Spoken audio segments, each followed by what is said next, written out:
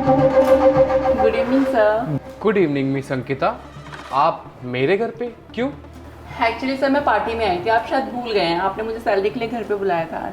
अच्छा हाँ, तुम्हारी सैलरी, हाँ याद आया। तो सर सैलरी दे दीजिए मेरी। तो गेट पे खड़े होकर सैलरी लोगी क्या? अंदर आओ। Thank you.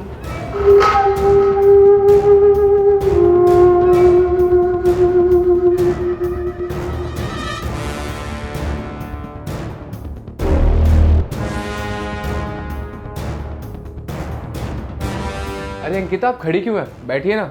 Ji sir.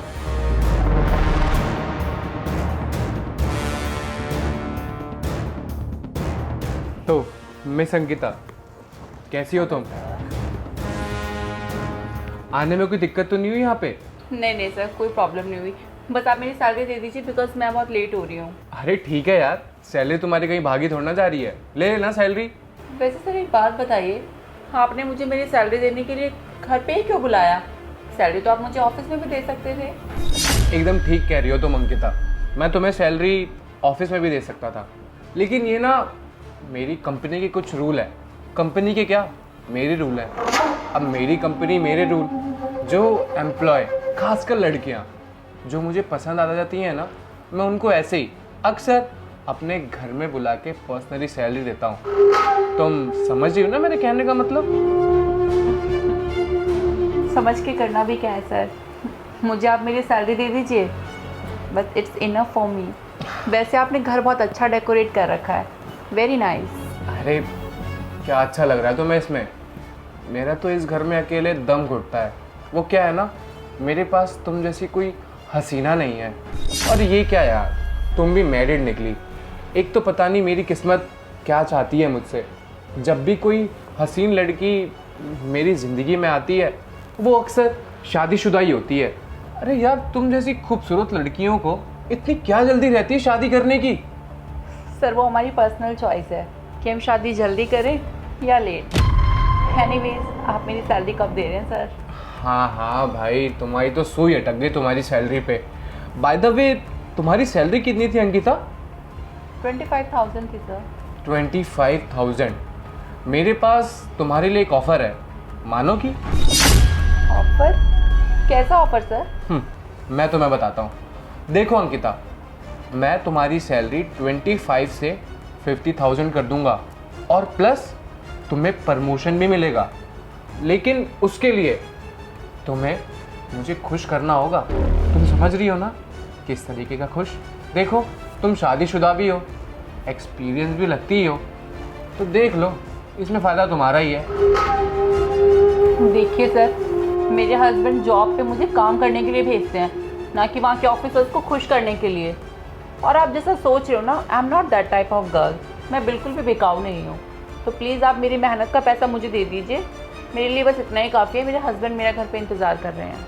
अच्छा अंकिता, जैसा आजकल का ज़माना है ना, इस ज़माने में कोई बिकाऊ नहीं होता जब तक उसका एक अच्छा खरीदार नहीं मिलता। और मैं बनूंगा तुम्हारा खरीदार। और मेरी बात ना तुम कान खोल के सुन लो, जो लाइफ होती है ना, वो ये मोरल वैल्यू से नहीं चलती। मोरल वैल्यूज़ तुम्हारे घर का चूल्हा नहीं जलाएंगे और तुम्हारे शौक पूरे नहीं करेंगे। शौक पूरे करेगा तो सिर्फ पैसा। और देखो यार, लाइफ में आगे बढ़ने के लिए थोड़े कॉम्प्रोमाइज़ेस तो करने ही चाहिए। अब इसमें फ़ायदा ही तो है तुम्हारा, प्रमोशन मिलेगा तुम्हें, और जिस लेवल पे जाओगी, जिस पोस्ट तुम्हें मिलेगी, तुम हर महीने इंटरनेशनल ट्रिप मारोगी कंपनी की तरफ से। फ़ायदा ही है तुम्हारा, मान जाओ ना, इतने नखरे क्यों दिखा रही हो? बिल्कुल ठीक कह रहे हो सर आप, फ़ायदा तो है और कॉम्प्रोमाइज़ करना चाहिए सर। लेकिन आपको ऐसा नहीं लगता कि ये नाइंसाफ़ी हो लड़कियों के साथ, जो इतना मेहनत और मन लगा के काम करती हैं और प्रमोशन ले जाती हैं बिकाऊ लड़कियाँ? मुझे कोई फ़र्क नहीं पड़ता किसी की मेहनत से या किसी के साथ क्या नाइंसाफ़ी हो रही है। मुझे बस मेरे को मेरा मतलब पता है। तुम मुझे खुश कर दो, फिर मैं तुम्हें खुश कर दूंगा। सर ये क्या बदतमीज़ी कर रहे हैं आप? आपको जो बात कहनी है क्लियर कीजिए, ऐसे घुमा फिरा के बातें मुझे समझ नहीं आती। सही कहा तुमने एकदम, मुझे भी घुमा फिरा के ज़्यादा बातें करनी नहीं आती। और सैलरी तुम्हारी 25,000 है और घमंड 25 लाख का। वाह भाई वाह। देखो अंकिता, इसमें फ़ायदा तुम्हारा ही है और ये ना मेरा फाइनल ऑफर है। अगर तुम्हें मेरा ये ऑफर मंजूर है तो कल शाम इसी टाइम मेरे घर पे पहुंच जाना, वरना परसों एक टर्मिनेशन लेटर तुम्हारे नाम का तुम्हारे घर पे पहुंच जाएगा। Choice is yours. मेरी बात इतनी ही थी।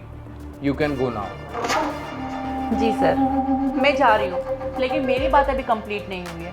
क्या कहा था सर आपने कि मेरे घर में चूल्हा कैसा जलेगा? मेरे घर में चूल्हा जले या ना जले उसे देखने के लिए मेरे हस्बैंड है। और रही बात मेरे घमंड की, तो जिससे आप मेरा घमंड समझ रहे हैं ना, वो मेरी मर्यादा और मेरा आत्मस्वाभिमान है। तो प्लीज़ दौलत के तराजू में तो आप मुझे तो बिल्कुल मत तोलिए। वही घिसी पिटी पुरानी बातें। दौलत के तराजू में मुझे मत तोलिए। अरे भोली लड़की, आज के ज़माने में ऐसा कुछ बचा ही नहीं है जो पैसा ना खरीद पाए। और मैं अपने पैसों की ताकत बहुत अच्छे से जानता हूँ।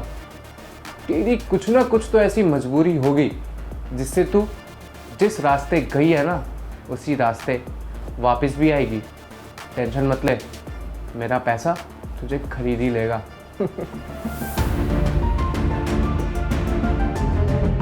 अरे आ गई तुम। कैसी रही पार्टी? Party was amazing. तुम बताओ। एक मिनट यार अंकिता प्लीज़। हेलो जी बोलिए। क्या मेरी बात हर्ष से हो रही है? जी मैं हर्ष बोल रहा हूँ, बताइए। सर आपकी 3 महीने से घर की ईएमआई पेंडिंग है, आप कब भरेंगे उसे? सॉरी सर, आप मुझे कल तक का टाइम दीजिए, मैं कल तक ना अपनी ईएमआई ना वो सबमिट करवा दूंगा। देखिए सर, ये आपका कल करते हुए पूरे 3 महीने हो चुके हैं। अगर आपने ईएमआई नहीं भरी तो हमें आपके खिलाफ एक लीगल एक्शन लेना पड़ेगा। नहीं सर, आप ऐसा नहीं कर सकते, आप लीगल एक्शन मत लीजिए, आप मुझे थोड़ा बहुत टाइम तो दीजिए। ठीक है, मैं ना आपको ना कल शाम तक ना अपनी जो 3 महीने की ईएमआई थी ना सारी ना सबमिट करवा दूंगा। ठीक है, आपके लिए वही बेहतर होगा। जी सर। अरे क्या हुआ हर्ष, इतना टेंशन में क्यों आ गए हो? अरे यार अंकिता क्या बताऊँ, तुम्हें तो बहुत अच्छी तरह से पता है, जो ये हमारा घर है ना वो मैंने ना लोन पे लिया था और उसकी ईएमआई ना मैंने 3 महीने से ना सबमिट नहीं करवाई है। वही बैंक वाले का कॉल था, बोल रहे थे कि अगर मैंने ईएमआई सबमिट नहीं करवाई ना तो मुझ पे ना वो लीगल एक्शन ले लेंगे। कोई बात नहीं, तुम टेंशन मत लो, सब ठीक हो जाएगा। यार बोलने से सब ठीक नहीं होता है, अब क्या करूं?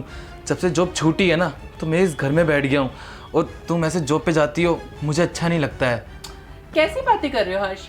जब तुम कमाते थे तब वो पैसा हमारा था, और आज मैं कमाती हूँ ना तब भी पैसा हमारा ही है बेबी।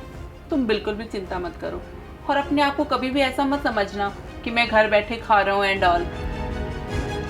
वैसे अंकिता, आज तो तुम्हारी सैलरी मिलने वाली थी ना तुम्हें? हाँ हाँ हाँ, सैलरी तो मिल गई मुझे। क्या सच? ये सही हुआ, तुम्हारी सैलरी अब तुम्हें मिल गई है। तो मैं एक काम करता हूँ ना, जो इस घर का जो लोन है ना उसकी ईएमआई ना मैं भर देता हूँ 3 महीने की, तो ना थोड़ा बहुत ना टेंशन तो कम होगा यार मेरे सर से। तुम एक काम करो, मैं तुम्हें ना कल तक सारी पेमेंट क्लियर कर देती हूँ, तुम बैंक में कर देना, इतना स्ट्रेस मत लो, ठीक है? ठीक है, लेकिन तुम कुछ बोल रही थी ना मुझसे? हाँ, मैं बोल रही थी, खाना खाया तुमने?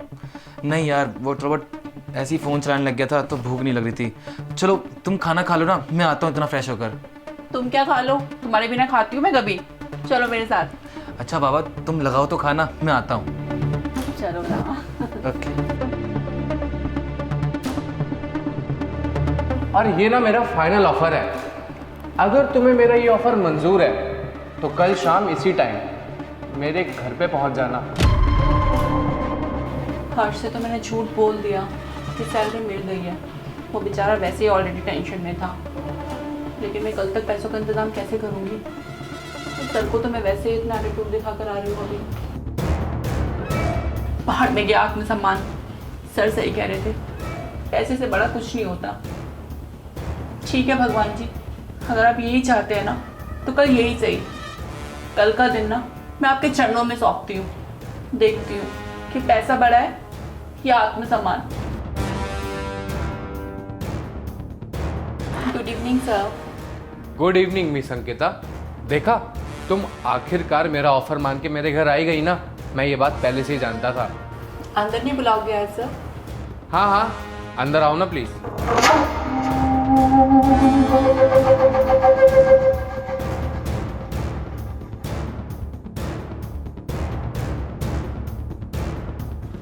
तो अंकिता, अब तुम मेरे घर आई हो, इसका मतलब तुम्हें मेरा ऑफर मंजूर है ना?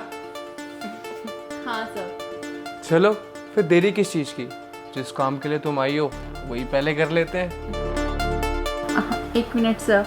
क्या हुआ? आप मेरी सैलरी मुझे दे देते। अरे सैलरी कहीं भागे थोड़ना जा रही है, काम के बाद ले लेना सैलरी। अब इतना परेशान मत हो, मुझे परेशान करो बस तुम।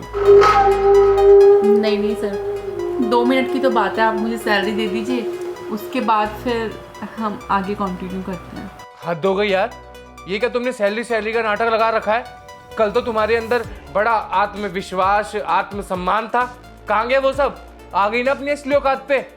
बोला था ना कि पैसा हर एक चीज खरीद सकता है, और बैठो तुम यहाँ, ला रहा हूं मैं तुम्हारी सैलरी।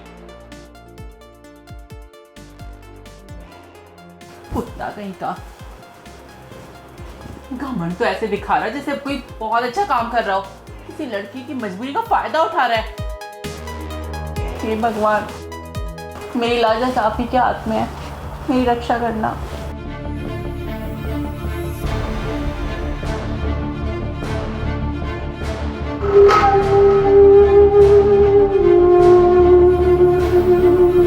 ये लो तुम्हारी सैलरी, मिल गई ना अब तुम्हारी सैलरी। Thank you sir.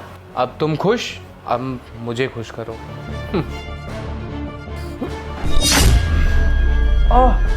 ये अचानक से मेरी छाती में दर्द क्यों हो रहा है?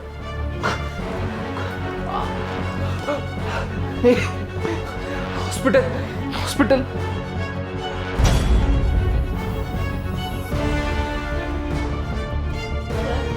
सर आप,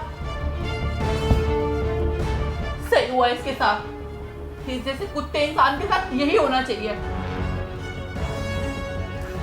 मेरी मजबूरी का फायदा उठा रहा था, अरे इसको बिल्कुल भी शर्म नहीं आई।